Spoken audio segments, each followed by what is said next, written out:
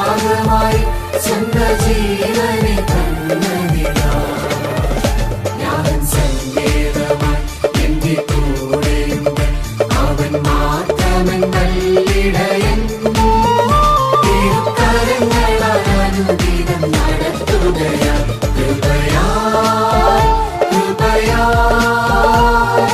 ദൈവകൃപയാ ഞാൻ ജീവിക്കുന്നു കൃപയാ കൃപയാ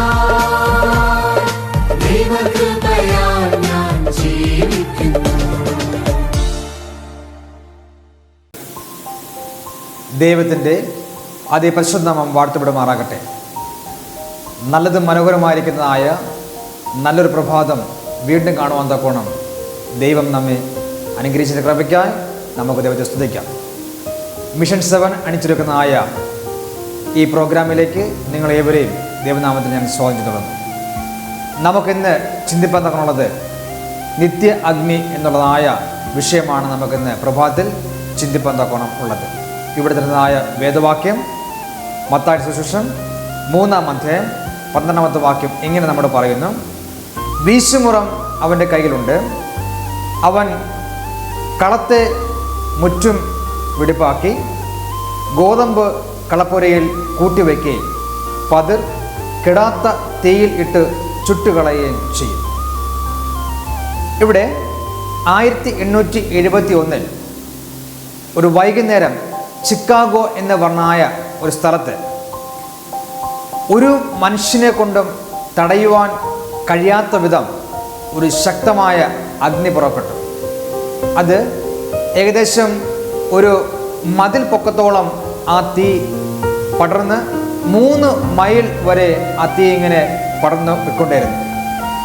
എന്നാൽ 3 ദിവസത്തേക്ക് ആ തീ ആ ചിക്കാഗോയിൽ പടർന്ന് പിടിച്ചു. ഏകദേശം 300-ലധികം ആളുകൾ ആ തീയിൽ നഷ്ടപ്പെട്ടുവെന്ന് നമുക്കിവിടെ പഠിക്കുവാൻ തൊക്കണം സാധ്യമാറും. ആ തീ ആരെ കൊണ്ടും അണയ്ക്കുവാൻ തൊക്കണം അവിടെ കഴിഞ്ഞിട്ടില്ല. ഇവിടെ നാം ചിന്തയിലേക്ക് കടന്നു വരുമ്പോഴത്തേക്ക് ഏകദേശം ജൂലൈ 4 മുതൽ ഒക്ടോബർ മാസം 9-ാം തീയതി ഈ 4 മാസ കാലയളവിൽ 1 ചതുരശ്ര അടിയിൽ മാത്രം അവർക്ക് മഴ ലഭിച്ചു. ആ ഒരു ചെറിയ ഒരു മഴ കൊണ്ട് ആ ഒരു 3 മൈലിന് അപ്പുറത്തോട്ട് തീക്ക് പടർന്ന് പിടിക്കാൻ തൊക്കണം കഴിയാത്തത് കൊണ്ട് വലിയൊരു നാശനഷ്ടത്തിനും ആ ചിക്കാഗോ രക്ഷപ്പെടുവാൻ തൊക്കണം ഇടയായിട്ട് മാറി. എന്നാൽ ആ 3 ദിവസത്തെ ആ തീ പടർന്നപ്പോൾ ആ തീ അണയ്ക്കുവാൻ തൊക്കണം ചിക്കാഗോയിലെ 186 അഗ്നിശമന സേനകൾ ശ്രമിച്ചു.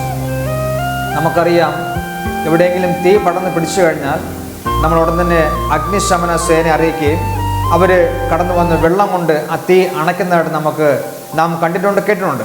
എന്നാൽ ഇവിടെ ആ ചിക്കാഗോയിൽ 3 ദിവസം പടർന്നായ ഈ തീ അണയ്ക്കുവാൻ തൊക്കണം 186 അഗ്നിശമന സേനാംഗങ്ങൾ അവരുടെ ടാങ്കറുമായിട്ട് വന്ന ശേഷം അത് അണയ്ക്കുവാൻ തൊക്കണം കഴിഞ്ഞില്ല എന്നവിടെ പറയുന്നുണ്ട്.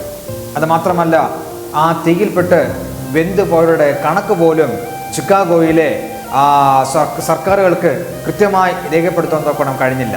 അവർ പറഞ്ഞത് ഏകദേശം 222 മില്യൺ ദശലക്ഷം നാശനഷ്ടം ആ ചിക്കാഗോയിൽ ആ അഗ്നി ഉണ്ടാക്കി എന്നാണ് അവിടുത്തെ സർക്കാർ രേഖപ്പെടുത്തിയിരിക്കുന്നത്.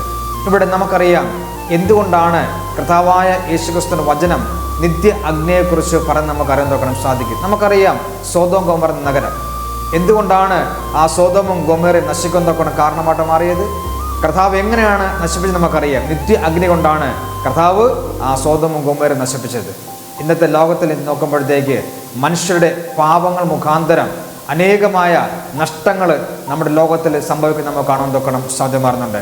കാരണം ഇവിടെ പറഞ്ഞത് കൊല്ലപ്പെട്ടവരുടേതായ അവരുടെ മരിച്ചുപോയതായ അസ്ഥികൾ പോലും ശേഷിച്ചിട്ടില്ല. കാരണം അവർക്ക് കണക്കെടുക്കാൻ തൊക്കണം കഴിയുന്നില്ല. ആയതുകൊണ്ട് ഇതേപോലെ നാശനഷ്ടം നമ്മുടെ ലോകത്തിലും സംഭവിക്കാൻ തൊക്കണം പോവുകയാണ്. കാരണം ഇന്നത്തെ ലോകത്തിൽ മനുഷ്യൻ്റെ പാപ മുഖാന്തരം അനേകമായ നഷ്ടങ്ങൾ നമ്മുടെ ലോകത്തിൽ സംഭവിക്കുന്നു. ഈ നഷ്ടങ്ങൾ സംഭവിക്കുമ്പോഴത്തേക്ക് നമ്മൾ മനസ്സിലാക്കണം, കർത്താവായ യേശുക്രിസ്തുവിൻ്റെ വരവ് ഏറ്റവും ആസന്നമായിരിക്കുകയാണ്. കർത്താവ് ഈ ഭൂമിയെ നശിപ്പിക്കാൻ തൊക്കണം ഒരുമെന്നുണ്ട്. തീർച്ചയായിട്ടും കർത്താവ് ഈ ഭൂമിയെ നിത്യ അഗ്നിക്കിരയാക്കാൻ തൊക്കണം ദൈവം ഈ ഭൂമിയെ ഒരുക്കി വെച്ചിരിക്കുന്നു. ആ നിത്യ അഗ്നിയിൽ പ്രവേശിക്കാതിരിപ്പാൻ തക്കോണം ഞാൻ നിങ്ങളും ആഗ്രഹിക്കുന്നെങ്കിൽ ഇന്നത്തെ പ്രഭാതത്തിൽ ദൈവം നമ്മോട് പറഞ്ഞ പ്രകാരം ദൈവകൽപ്പനയും യേശുവിനുള്ള വിശ്വാസം കാത്തുകൊണ്ട് ജീവിച്ച് നാം ക്രിസ്തുവിൽ ജീവിച്ച് ക്രിസ്തുവിൽ മരിച്ച് ക്രിസ്തുവിന് കൂടെ ആയിരിക്കാൻ തക്കോണം ഇന്നത്തെ പ്രഭാതത്തിൽ ദൈവം നമ്മെ ഓരോരുത്തരെയും അനുഗ്രഹിക്കുമാറാകട്ടെ. നമുക്കൊരു വാക്ക് പ്രാർത്ഥിക്കാം. അടിയങ്ങളെ ഏറ്റവും അതിവാത്സല്യമായി സ്നേഹിക്കുന്ന നല്ല കർത്താവേ, നല്ല പ്രഭാതത്തിനായി സ്തോത്രം കർത്താവേ. തമ്പുരാനെ നിത്യ അഗ്നി കർത്താവേ, അവിടുന്ന് ഭൂമിയിലേക്ക് അയക്കപ്പെടും കർത്താവേ. തമ്പുരാനെ ഞങ്ങൾ ആരും അതിൽപ്പെട്ടു പോകാതെ ഞങ്ങൾ ദൈവഭാഗത്തായി തിരുവാൻ ഞങ്ങൾ ഓരോ മക്കളെയും അനുഗ്രഹിക്കുമാറാകണം. കൃപയെ നിറക്കണം. ഈ ദൂത് കേട്ട മക്കളുടെ ഹൃദയങ്ങളിൽ ഒരു മാറ്റമുണ്ടാകുവാൻ ഈ വചന മുഖാന്തരം സഹായിക്കുന്ന പ്രാർത്ഥിക്കുന്നു. മാനവും മഹത്വം കർത്താവ് കൈക്കൊള്ളണം. സകലതും യേശുക്രിസ്തുവിൻ മഹത്വമുള്ള നാമത്തിൽ അടിയങ്ങളെ യാചിക്കുമ്പോൾ കൃപ തോന്നി പ്രാർത്ഥന കേൾക്കുമാറാകണം. നല്ല പിതാവായ ദൈവമേ, ആമേൻ.